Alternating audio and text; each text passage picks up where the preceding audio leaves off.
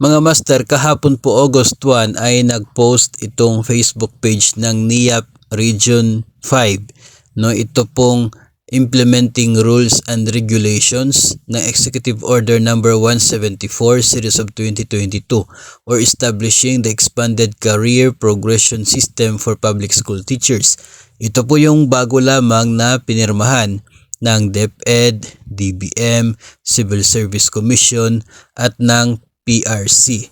So nandito po sa IRR na ito yung mga mangyayari sa mga posisyon ng Department of Education sa ngayon ng mga teachers, at yun nga po mga bagong positions na galing sa Teacher 4 hanggang sa Teacher 7 at maging yung Master Teacher na aabot na ng Master Teacher 5 na equivalent din ng School Principal 4.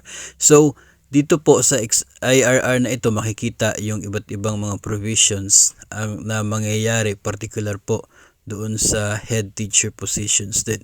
At nandyan din yung transition period na mga gagawin ng Department of Education, ng DBM, ng Civil Service Commission at maging ng PRC. So unti-unti po ay pag-usapan natin ang nilalaman ng IRR na ito para mas maintindihan po natin kung ano po yung mangyayari under dito po sa Expanded Career Progression System ng mga public school teachers.